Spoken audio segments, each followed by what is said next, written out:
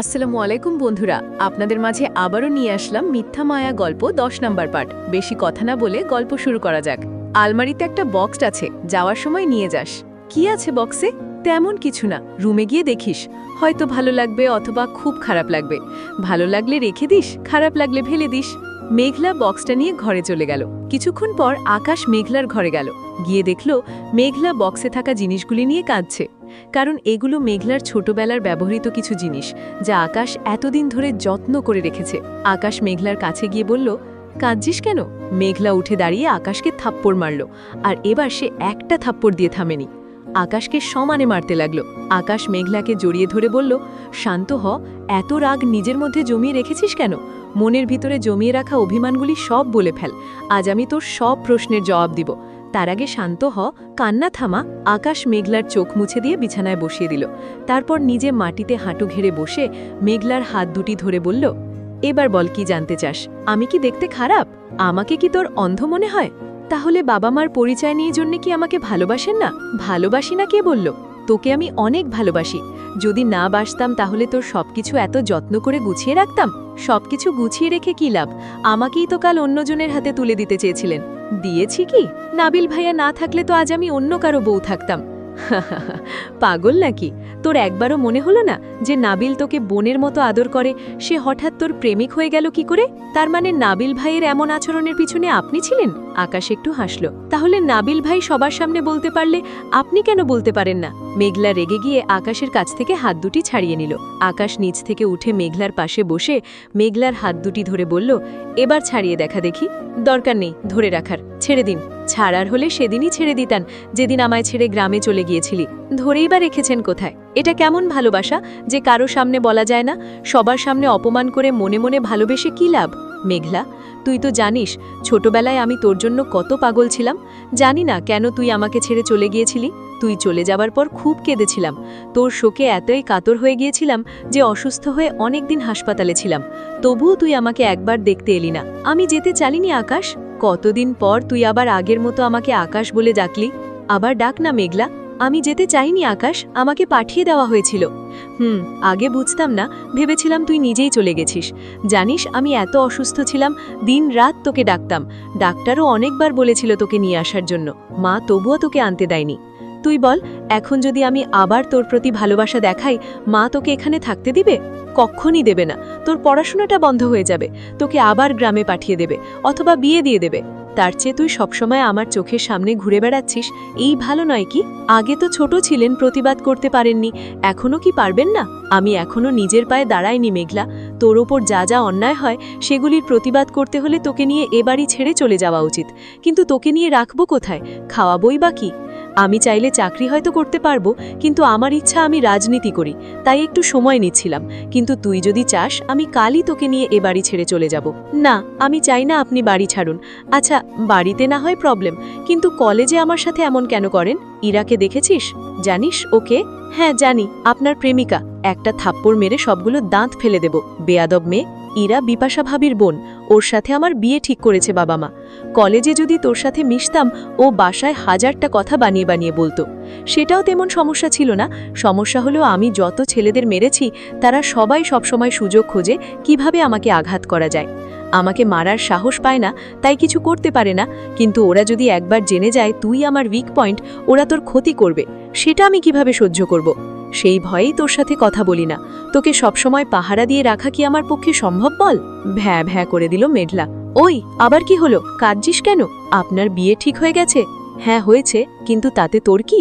তুই তো আমায় ভালোবাসিস না, তুই তো নাবিলকে ভালোবাসিস। মেঘলা আবার আকাশকে মারতে শুরু করলো। আচ্ছা আচ্ছা, আর মারবেন না ম্যাডাম, আমার ভুল হয়ে গেছে, আর বাজে কথা বলবো না। কে শুনে কার কথা? মেঘলা আকাশকে মেরেই চলেছে। এবার আকাশ বিছানায় শুয়ে মেঘলাকে এক টানে নিজের বুকের ওপর নিয়ে শুইয়ে দিল। আকাশ মেঘলাকে চেপে ধরে বলল, আমার কি দোষ? কলেজে তো সবাই এটাই দেখেছে, তাই বুঝি? আমি যখন নাবিল ভাইয়াকে জড়িয়ে ধরেছিলাম আমার গায়ে যে ওড়না ছিল না সেটা চোখে পড়েনি? জড়িয়ে ধরেছি সেটাই শুধু চোখে পড়ল। আকাশ মেঘলাকে সরিয়ে দিয়ে উঠে দাঁড়িয়ে বলল, কি বলছো এসব? এসবের মানে কি মেঘলা? যেদিন প্রথম কলেজে গিয়েছিলাম কয়েকটা ছেলে আমাকে বাজে কথা বলেছিল।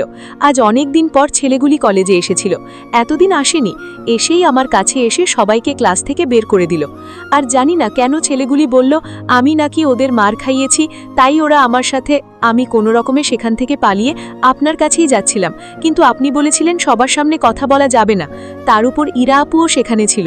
আমি জানতাম আপনার কাছে গেলে উনি আমায় আবার মারবেন, কিন্তু আমি এত ভয় পেয়ে গিয়েছিলাম যে নাবিল ভাইয়াকে জড়িয়ে ধরেছিলাম। কি বলছো? এসবের মানে কি মেঘলা? সেদিন ওদের এত মারলাম, তবুও ওদের শিক্ষা হয়নি? তুই তখন আমায় বললিনি কেন? নাবিলকে অন্তত বলতি। আমি খুব ভয় পেয়ে গিয়েছিলাম, কি করব বুঝতে না পেরে চলে এসেছিলাম। এই ভয়েই আমি তোকে নিষেধ করেছিলাম আমার সাথে কথা বলতে, আর এটাই ঘটল। তুই থাক, আমি আসছি বলে আকাশ চলে যেতে চাইল। মেঘলা আকাশের হাত ধরে বলল, এত রাতে কোথায় যাচ্ছেন? তোর গায়ে হাত দেওয়ার শাস্তি কতটা ভয়ঙ্কর হতে পারে সেটাই দেখাতে যাচ্ছি। না থামুন, যেতে হবে না, যা হওয়ার হয়ে গেছে, বাদ দিন এসব। ছাড় মেঘলা, আমাকে যেতে হবে। ছাড়বো না। এখন এসব মারামারির চেয়ে আরও গুরুত্বপূর্ণ কাজ আছে আপনার জন্য। কি কাজ? আমাকে প্রপোজ করুন। তাই বুঝি? আকাশ বলল, আপনি যদি চান কাল কলেজে সবার সামনে না হয়ে প্রপোজ করব। না, আমি চাই না কেউ জানুক আপনি আমায় ভালোবাসেন। আমি চাই আপনি আপনার স্বপ্ন পূরণের সময় দিতে চাই। পাগলি একটা, আয় কাছে আয়। মেঘলা আকাশের কাছে যেতেই আকাশ নিজের হাত থেকে একটা আংটি খুলে মেঘলার হাতে পরিয়ে দিয়ে কপালে চুমু খেয়ে বলল, আমি আমার পাগলিটাকে খুব ভালোবাসি। নিজেকে কখনো অসহায় ভাববি না। মনে রাখিস, আকাশ সব সময় মেঘলার ছায়া আছে। সমস্ত বিপদ থেকে সে তার মেঘলাকে আগলে রাখবে। তুই এত গাধা কেন মেঘলা? ফোনটা তোকে কেন দিয়েছিলাম? তোর সমস্যাগুলো আমাকে এসএমএস করেও তো বলা যায়, তাই না? আমি কি জানতাম আপনি আমায় ভালোবাসেন? আমি তো আপনাকে ভয় পেতাম। কিছু হওয়ার আগেই শুধু থাপ্পড় মারেন। আমি কখনো তোর উপর রাগ করি না। যখন কেউ তোর সাথে অন্যায় করে আর আমি কিছু করতে পারি না, তখন তোর ওপর রাগ জারি। যেখানে অধিকার আছে সেখানেই তো রাগ দেখানো যায়। দেখ, তুই কলেজে আমাকে সবার সামনে থাপ্পড় মারলি, আমি কি রাগ করেছি? আপনার ভালোবাসাটা এত অদ্ভুত, সেটা বুঝতে বুঝতে আমার মাথার চুল সাদা হয়ে যাবে। ভালোই হবে, তুই বুড়ি হয়ে যাবি। আচ্ছা দেখি আমার বুড়িটাকে কেমন দেখাবে তখন। দোয়া করি খোদা যেন আপনার এই ইচ্ছেটা পূরণ করেন। বুড়ি বয়সেও যেন আপনার পাশে থাকতে পারি। থাকবি? আকাশের বুকে মেঘলা সারা জীবন থাকবে। আমি থাকতে কখনো কোনো দুশ্চিন্তা করবি না। আকাশ মরার আগে পর্যন্ত তোকে সমস্ত বিপদ থেকে আগলে রাখবে। যাই হয়ে যাক, তোকে কখনো হারাতে দেবে না। ছোট থেকেই তোকে বউ হিসেবে দেখে এসেছি, আজও দেখি, সারা জীবন দেখব। আমি তোর একমাত্র বউ, আমার লক্ষ্মী বউ। আমিও আপনাকে খুব ভালোবাসি, সারা জীবন বাসব। পরদিন সকালে মেঘলা কলেজের উদ্দেশ্যে রওনা হলো। বাসে মেঘলা দাঁড়িয়ে আছে। হঠাৎ লক্ষ্য করল কেউ একজন তার ঘাড় ঘেঁষে দাঁড়িয়ে আছে। ছেলেটি ক্রমশ তাকে পিছন থেকে আষ্টে পিষ্টে জড়িয়ে ধরছে। মেঘলা সিদ্ধান্ত নিয়েছে এবার ছেলেটিকে একটা থাপ্পড় মারবে। মেঘলা যখন ভাবনা মতো কাজটি করার জন্য পিছনে ঘুরল, সে ছেলেটির একদম কাছে গিয়ে পড়ল। ছেলেটির সাথে প্রায় গায়ে গা মিশে গেছে। ঠোঁট ছুঁই ছুঁই অবস্থা, চোখে চোখ পড়ল। সাথে সাথে ছেলেটি পিছনের সবাইকে ধাক্কা দিয়ে একটু পিছনে সরে গেল। কিন্তু ছেলেটিকে দেখার পর মেঘলার মনে হচ্ছে যা হচ্ছিল ভালোই হচ্ছিল, কেন যে বাধা দিলাম। মেঘলা অবাক হয়ে বলল, আপনি এখানে? আকাশ বলল, আর কখনো বাসে আসবি না। মেঘলা বলল, মানে? আকাশ বলল, অসহ্যকর, ভালো লাগছে না, চল এখান থেকে। এই ড্রাইভার, বাস থামান, নামবো। আকাশ মেঘলার হাত ধরে নিয়ে নেমে গেল। মেঘলা বলল, রাগ করলেন কেন? আকাশ বলল, বাসে এভাবে হ্যারেস হতে হয় কোনোদিন বলিসনি তো। মেঘলা বলল, কই, কি হয়েছে? আকাশ বলল, আজ আমার জায়গায় অন্য কেউ থাকলেও তো একই অবস্থা হতো, পিছনের সবাই যেভাবে ধাক্কা দিচ্ছিল। মেঘলা বলল, ছাড়ুন তো এসব, কোনো ব্যাপার নাকি? আকাশ বলল, ঠাস করে একটা থাপ্পড় মারব। তুই অন্যজনের সাথে ধাক্কাধাক্কি করে কলেজে যাবে, এটা আমি মানতে পারবো না। মেঘলা বলল, তাহলে কি আমি কলেজে যাব না? আকাশ বলল, যাবি, আমি কলেজের বাসে যাবি, আমি বলে দিব। যদিও এই রাস্তায় বাস আসে না, তবু আমি বলে দেব যেন তোকে এসে নিয়ে যায়। মেঘলা বলল, সেসব না হয় পরে হবে, আপনি বাসে কি করছেন? বাইক কোথায়? আকাশ বলল, রাস্তায় রেখে এসেছি, তোকে দেখতে ইচ্ছা করছিল তাই তোর সাথে এসেছি। মেঘলা বলল, আজব মানুষ, এই তো বাসা থেকে এসেছি, তখনই তো দেখা হলো, কলেজে গিয়ে আবার তো হতোই। আকাশ বলল, এত কথা বলিস কেন? চুপ থাক না। এখন কি নিজের বউয়ের সাথে দেখা করতে তোর পারমিশন নিতে হবে নাকি? মেঘলা বলল, না বাবা, আপনার বউ আমি, বলার কি আমি, যা মন চাই কইরেন। এখন চলুন, কলেজে দেরি হয়ে যাচ্ছে। আকাশ বলল, আমরা কলেজে যাব, কে বলল তোকে? মেঘলা বলল, তাহলে কোথায় যাব? আকাশ বলল, আজ তোর ভালোবাসার প্রথম দিন, আজ ডেটিংয়ে যাবি।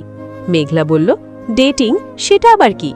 আকাশ বলল, আগে চল দেখাচ্ছি। আকাশ মেঘলাকে নিয়ে একটা পার্কে গেল। মেঘলা ভেবেছিল সেখানে রোম্যান্টিক কিছু হবে, কিন্তু সেখানে গিয়ে তার রীতিমতো ভয় করছে, কারণ সেখানে কালকের ছেলেগুলি দাঁড়িয়ে আছে।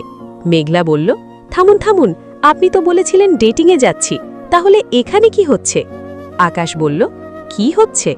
মেঘলা বলল, এখানে তো মারামারি হবে মনে হচ্ছে। ডেটিংয়ে কি কি হয় আমি জানি, সেখানে মারামারি হয় না।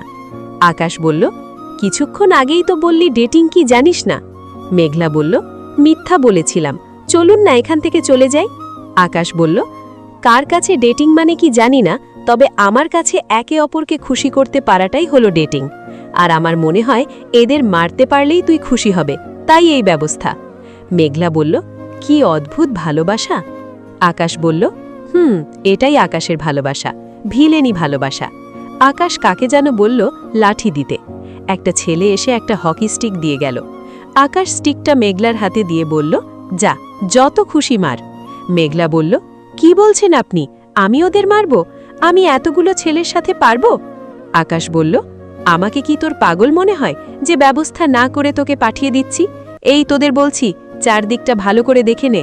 আশেপাশে যাদের দেখছিস সবাই দাঁড়িয়ে আছে মেঘলাকে সাপোর্ট দেওয়ার জন্য। কেউ একটু ঝামেলা করবি, গণধোলাই খেয়ে সোজা উপরে চলে যাবি। আর চুপচাপ মার খেলে একটা মেয়ে আর কতক্ষণ মারবে, এমনি ছেড়ে দিবে, বাকিটা তোদের ইচ্ছা। মেঘলা বলল, আমি পারবো না। দূর থেকে নাবিল বলল, আকাশ, আগেই বলেছিলাম এই মেয়েকে দিয়ে হবে না, যা করার তোকেই করতে হবে। মেঘলা বলল, আপনিও আছেন? নাবিল বলল, জি আজ্ঞে, হ্যাঁ, এখানে থাকা আমি থেকে ফুচকাওয়ালা সবাই আপাতত আপনার অ্যাসিস্ট্যান্ট ম্যাডাম। আকাশ বলল, মেঘলা, এই পর্বটা তাড়াতাড়ি শেষ কর, আরও অনেক কাজ বাকি আছে। মেঘলা এবার স্টিকটা হাতে নিয়ে এগিয়ে বলল, তোমরা চলে যাও, আমি তোমাদের ক্ষমা করে দিলাম। আকাশ বলল, ওই কি বলছিস এসব? মেঘলা বলল, আজ আমার জীবনের সবচেয়ে ভালো দিন, আমি কোনো ভালো কাজ দিয়ে দিনটা শুরু করতে চাই, আর ক্ষমার চেয়ে ভালো কি হতে পারে? সাথে সাথে ছেলেগুলি এসে মেঘলার পায়ের কাছে বসে পড়ল। অনেক ভয় পেয়েছিলাম ভাই, যে আজ আমাদের ছাড়বেন না, জানতাম আপনি যে মাফ করে দিবেন ভাবতেই পারিনি। আকাশ ভাইয়ের মার খেয়ে 2 মাস হাসপাতালে ছিলাম, এবার তো আরও বেশি মারত। আপু, আমাদের ভুল হয়ে গেছে, আপনার এই ক্ষমার কথা আমরা কোনোদিন ভুলব না, আর কখনো কোনো মেয়ের দিকে চোখ তুলেও তাকাবো না। আশেপাশের সবাই হাততালি দিতে লাগল। নাবিল এসে আকাশের কাঁধে হাত রেখে বলল, এমন মেয়ে পাওয়া ভাগ্যের বিষয়, তুই অনেক লাকি। মেঘলা বলল, যাও তোমরা, বলে নাবিলের কাছে এসে বলল, লাকি উনি নন, আমি। প্রেমিকাকে খুশি করতে এত ব্যবস্থা কটা ছেলে করতে পারে বলেন? কিন্তু আমি চাই না আমার জন্য উনি কারো সাথে ঝামেলা করুক আর বিপদে পড়ুক। ভালোবাসার উপরে কোনো পাওয়ার নেই, আমি আমার ভালোবাসা দিয়ে উনাকে সবাইকে ভালোবাসতে শিখাবো। উনি আর কখনো কাউকে মারবে না। আকাশ বলল, পাকা বুড়ি একটা, থাক, আপনার আর পাকামি করতে হবে না, চলুন এবার। মেঘলা বলল, আচ্ছা চলুন। নাবিল বলল, আকাশ, থাকলাম তাহলে, যা তোরা, কোনো অসুবিধে হলে ফোন দিস। মেঘলা বলল, আপনিও চলুন না। আকাশ নাবিল দুজনেই হেসে উঠল। নাবিল বলল, বোকা মেয়ে, যাও তো। আকাশ মেঘলাকে নিয়ে চলে গেল। মেঘলা বলল, কোথায় যাচ্ছি আমরা? আকাশ বলল, চল তো। কিছু দূর যাওয়ার পর আকাশ মেঘলার চোখ বেঁধে দিল। মেঘলা বলল, চোখ বাঁধছেন কেন? আকাশ বলল, তোকে বেঁচে দিব তাই, চুপচাপ চাল। যখন চোখ খুলল তখন সেখানে কিছুই দেখা যাচ্ছে না, চারিদিক অন্ধকার। মেঘলা বলল, আকাশ, আকাশ, আপনি কোথায়? আমি তো কিছুই দেখতে পাচ্ছি না। আকাশের কোনো সাড়া শব্দ নেই। মেঘলা বলল, আকাশ, আকাশ, আপনি কোথায়? উত্তর না পেয়ে মেঘলা হাতড়ে হাতড়ে আকাশকে খুঁজল, কিন্তু আকাশের পাত্তা নেই। মেঘলা বুঝতে পারল আকাশের উপস্থিতি এখানে নেই। ভয়ে মেঘলার অবস্থা খারাপ হয়ে গেছে। প্রায় 1 ঘন্টা হয়ে গেছে, আকাশ নেই। এখান থেকে বের হওয়ার সব চেষ্টা করে মেঘলা ব্যর্থ হলো। এবার মেঘলার কান্না পাচ্ছে। মেঘলা বলল, আকাশ, আপনি কোথায়? আমার এখানে থাকতে কষ্ট হচ্ছে, ভয় করছে, আমাকে নিয়ে যান প্লিজ। আপনি আমার সাথে এটা কি করতে পারলেন? কি এমন অন্যায় করেছি যার শাস্তি এভাবে দিচ্ছেন?